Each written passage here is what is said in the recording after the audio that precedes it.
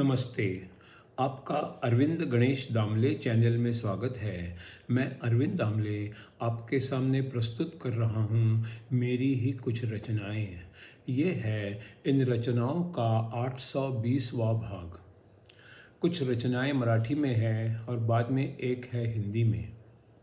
आपको ये रचनाएं पसंद आएँ तो मेरे अरविंद गणेश दामले चैनल को सब्सक्राइब करें, लाइक करें, शेयर करें और बेल आइकॉन दबाना ना भूलें। तो मेरी पहली वाली जो रचना है वो है मराठी में। एकदा मी एक जुनाच शर्ट घातला होता. माझा मित्र म्हणाला, तुझा हा शर्ट ऐतिहासिकदृष्ट्या महत्त्वाचा वाटतो. जेव्हा तू तो घेतलास तेव्हा तो तसा महत्त्वाचा नव्हता, पण आता मात्र तो तसा ऐतिहासिक महत्त्वाचा वाटतो आहे. दुसरी रचना आहे, रागावर ताबा कसा मिळवायचा या प्रश्नावर एक समुपदेशक म्हणाले, 50 पासून एक एक करून उलटं मोजायला लागा. 0 पर्यंत पोचता पोचता राग निवळत जाईल. मी एकदा तसा मोजू लागलो आणि मध्येच क्रम चुकलो आणि मग मी स्वतःवर देखील रागवायला लागलो.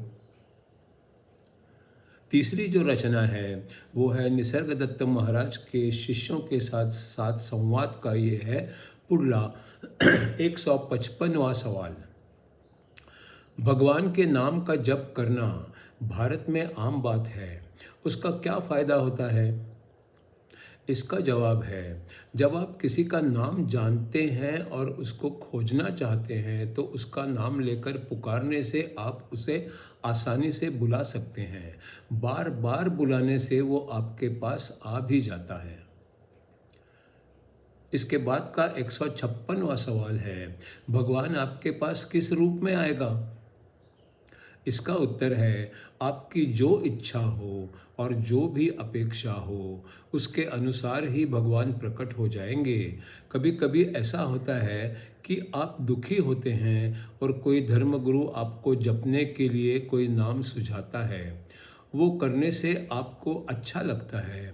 जब आप समर्पण बुद्धि से और पूरे विश्वास के साथ जप करते हैं तो आपका भाग्य तक बदल जाता है और आप जहाँ चाहो वहाँ पहुँच सकते हो. आपका मानसिक बदलाव एक शॉक एब्सॉर्बर की तरह काम करता है और वो आपके भाग्य को हरा देता है. जन्म पत्रिका के विपरीत भी कुछ हो सकता है. भाग्य तो किसी हादसे से भी बदल जाता है. अतः आत्मविश्वास और अच्छी इच्छाओं से भाग्य में परिवर्तन संभव हो सकता है. अगला 197वां सवाल, वैसे नाम का जप करने से क्या होता है? इसका उत्तर है, जब किसी मंत्र का जप होता है तो ध्वनि निकलती है. ध्वनि की किरणों में कंपन होता है. उस कंपन के कारण एक रूप बन जाता है जो आपके सामने प्रकट हो जाता है. इसलिए मंत्र भी एक प्रकार की ऊर्जा ही है. वो आपको और आपके आसपास के वातावरण को प्रभावित करती रहती है. इसके अगले वाला 158वां सवाल, मंत्रों को भी परंपरा होती है, क्या परंपराओं के अनुसार सब करना आवश्यक होता है? इसका उत्तर है, कुछ स्पंदनों का, शब्दों का, विचारों का और ऊर्जा का संबंध होता है. फिर कोई विचार और अधिक प्रभावी हो जाते हैं. मंत्रों का जप भगवान की ओर जाने का आसान रास्ता है. आगे जाते रहोगे तो आखिर में मंजिल तक पहुंच जाओगे. मन में पूरा विश्वास चाहिए बस. इसका अगला 159वां सवाल है, यूरोप के देशों में मंत्रों की कोई खास परंपरा नहीं है, पर कई लोग एक ही बात का विचार करते रहते हैं. तो आज के यूरोप के नागरिकों के लिए मंत्रों का क्या स्थान है?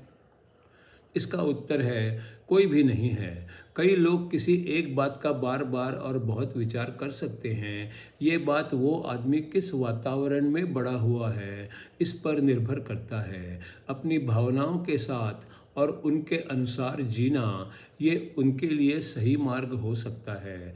आदमी के पास अचल और अनंत ज्ञान तो होता ही है, उसके मन, बुद्धि और कर्म का क्या होता है उस पर उसे ध्यान देना पड़ता है।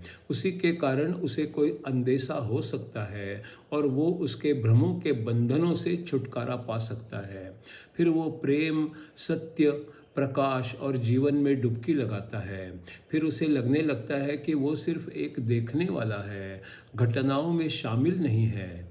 इससे शरीर, मन और बुद्धि शुद्ध हो जाती है, विवेक आ जाता है, सब भ्रमों में वो मुक्त हो जाता है, इच्छा और अपेक्षा छोड़ देता है। बर्फ भी पिघलकर पानी बन जाता है, वैसे ही वो चिदाकाश और बाद में परम आकाश में पिघल जाता है और अस्तित्व खोने और अस्तित्व ना होने के परे चला जाता है। इसके बाद का सवाल है 160वां।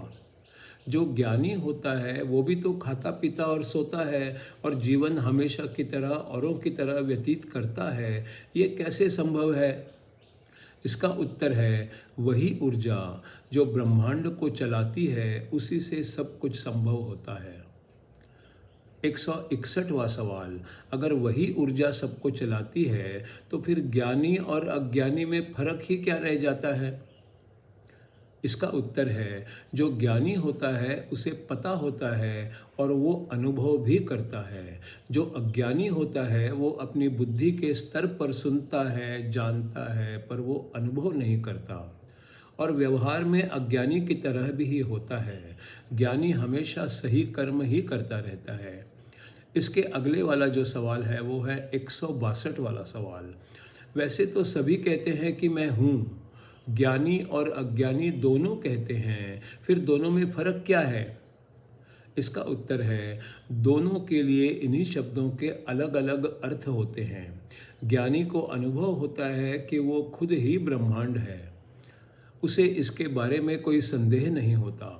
वो सभी जीवित सृष्टि से जुड़ा रहता है, सबके साथ मिलजुल के हार्मनी से रहता है और इसी के अनुसार सोचता और कर्म करता है। कभी कभी उसे अपना ज्ञान शब्दों में बताना मुश्किल हो जाता है, पर उसे ज्ञान अवश्य होता है। उसे सब बातें संयुक्तिक ही लगती हैं। वो हर दृष्टिकोण से मुक्त होता है, चाहे वो उसके घर में छुटपन से ही देखता आया हो। वो धार्मिक मतों के बंधन में भी नहीं होता, उसकी समझ और भावनाओं में भी कोई संशय नहीं होता और कोई परस्पर विरोधी बात भी नहीं होती, कोई विसंगति नहीं होती। इसके बाद का सवाल है 163वां। कभी मैं किसी नंगे भूखे आदमी को मिलूं और पूछूं कि तुम कौन हो, और वो कहे कि वो ब्रह्म है, और फिर मैं पूछूं कि फिर तुम्हारी हालत इतनी बुरी क्यों है, तो तुम उसे बदलते क्यों नहीं, तो वो क्या करेगा? इसका उत्तर है वो पूछेगा कौन सी हालत, मुझ में खराबी ही क्या है, क्या बदलने की ज़रूरत है? इसका अगला सवाल है 164वां। वो ऐसा क्यों पूछेगा? इसका उत्तर है क्योंकि वो अब किसी भी बंधन से परे है, अनंत है। उसे अब कोई रूप या नाम नहीं है, उसकी हालत का वर्णन नहीं किया जा सकता। वो अपनी यादों को इस्तेमाल तो करता है, उसके कर्म यादें नियंत्रित नहीं करती। 165वां सवाल है, पर क्या हर ज्ञान और विवेक यादों पर ही निर्भर नहीं करता?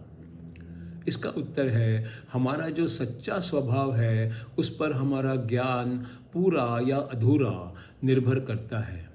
166वां सवाल, तो क्या मेरे आज के ज्ञान की स्थिति में मैं कह सकता हूँ कि मैं जिस मैं को जानता हूँ वो मैं नहीं हूँ? मैं जैसा खुद को जानता हूँ वैसा मैं नहीं हूँ, या मैं खुद को जानता ही नहीं हूँ? इसका उत्तर है जब तक आप ढूंढ रहे हो तब तक आप कह सकते हो कि आप खुद को नहीं पहचानते। आप शुद्ध चेतना हो और किसी भी गुण से रहित हो। इस भावना के पार जाने पर ही आप सच्ची ऊंचाई तक पहुंच सकते हो।